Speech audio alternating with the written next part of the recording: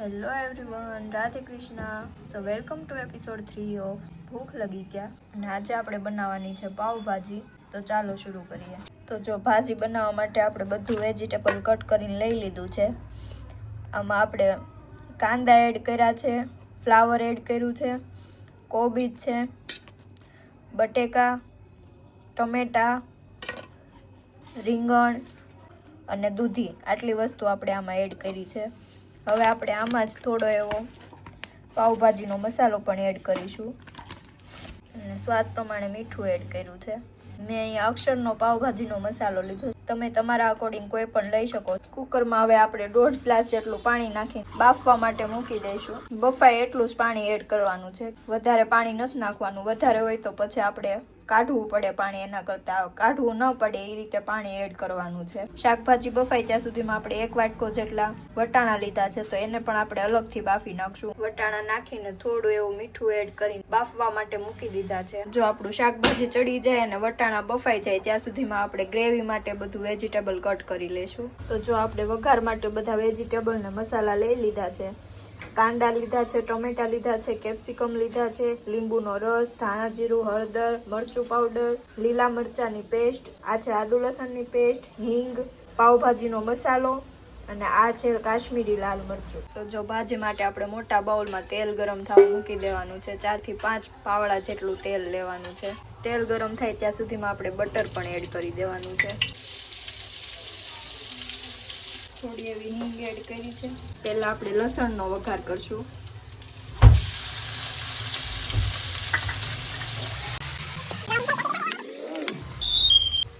જો આપણું લસણ સતળાઈ ગયું છે, હવે આપણે એમાં કાંદા એડ કરીશું।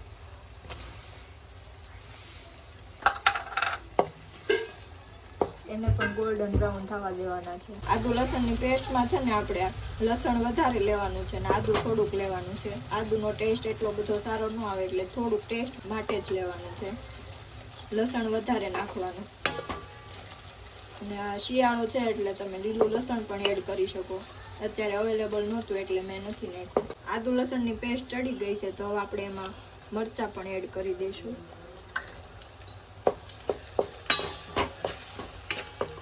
આદુ લસણ મરચાંની પેસ્ટ ચડી ગઈ છે, હવે આપણે એમાં ટમેટા એડ કરી દઈશું અને કેપ્સિકમ મરચાં પણ એડ કરી દઈશું। સ્વાદ પ્રમાણે મીઠું પણ એડ કરી દઈશું। મીઠું આપણે શાકભાજી જે બાફવા મૂક્યા તેમાં નાખ્યું હતું, એટલે આમાં જે શાકભાજી છે એના પ્રમાણનું જ મીઠું નાખવાનું। બરોબર સાતળી લેશું ટમેટાને મરચાંને। તો જો આપણા શાકભાજી બફાઈ ગયા છે, તો આપણે એને પણ મેશ કરી લઈશું। કેપ્સિકમ મરચાં અને ટમેટા ચડે ત્યાં સુધીમાં આપણે શાકભાજીને મેશ કરી લઈશું। સારી રીતે મેશ કરવાનું છે, કટકા ન રહે એ રીતે। જો આ રીતે બધું પ્રોપર મેશ કરી લેવાનું છે અને પાણી પણ આપણે એટલું જ નાખ્યું હતું કે વધારે કાઢવું ન પડે, આપણે મિક્સ થઈ જાય શાકભાજી આરે એટલું, અને ટેસ્ટ પણ સારું આવે। મરચાં અને ટમેટા હજી ચડે છે, અડધા કૂક થયા છે અને અડધા બાકી છે। વટાણા જે બાફા હતા ને એ પણ એડ કરી દઈશું, સ્વાદ વધારે મિક્સ થઈ જાય એનો, એટલે સાથે જ એડ કરી દેવાના છે।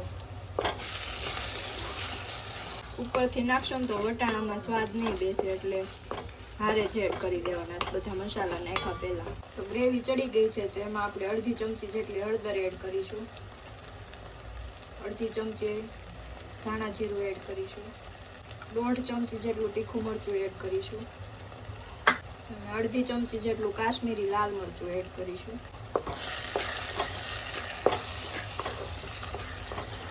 કાશ્મીરી મરચાંનો કલર આવી જાય ત્યાં સુધી આપણે સાતળવાનું છે। મસાલા આપણા ચડી ગયા છે, હવે આપણે એમાં થોડું એવું ગળપણ એડ કરીશું સ્વાદ પ્રમાણે। મેં 1 ચૂટકી જેટલી લીધી છે ખાંડ, અને આપણે જે વેજીટેબલ બાફેલા હતા એ પણ એડ કરી દઈશું।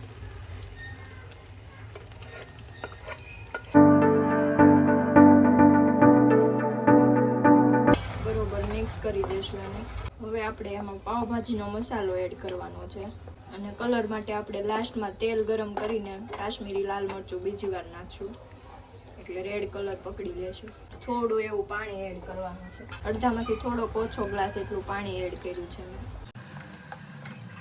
તો જો આપણે પહેલાં જે કાશ્મીરી મરચું નાખ્યું હતું ને એનો કલર હવે પકડાનો છે, પણ તોય આપણે થોડોક એડ કરીશું, કેમ કે તેલ આપણે પહેલાં જ ઓછું નાખ્યું હતું, એટલે હું છેલ્લે જ તેલ નાખીને વઘારું છું વધારે. પહેલાં જોતું પૂરતું જ તેલ એડ કરવાનું. અને આપણે 5 થી 7 મિનિટ માટે ચડવા દેવાનું છે. હવે આપણે ઉપરથી તેલના વઘાર માટે આમાં તેલ એડ કરીશું.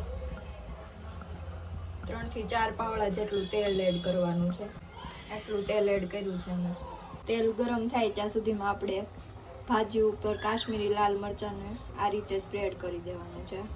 તો જો તેલ ગરમ થઈ ગયું છે,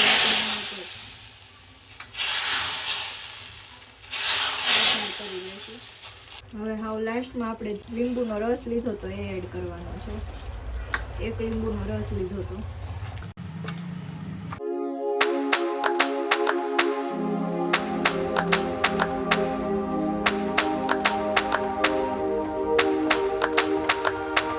તેલ છૂટું પડી ગયું છે. હવે આપણે ગેસ ઓફ કરી દઈશું.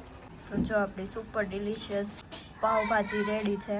વિડીયો ગમ્યો હોય તો લાઈક, શેર અને સબસ્ક્રાઈબ કરતા જજો. અને નેક્સ્ટ તમારે કઈ રેસીપી જોઈએ છે એ પણ કોમેન્ટ કરતા જજો. રાધે કૃષ્ણ.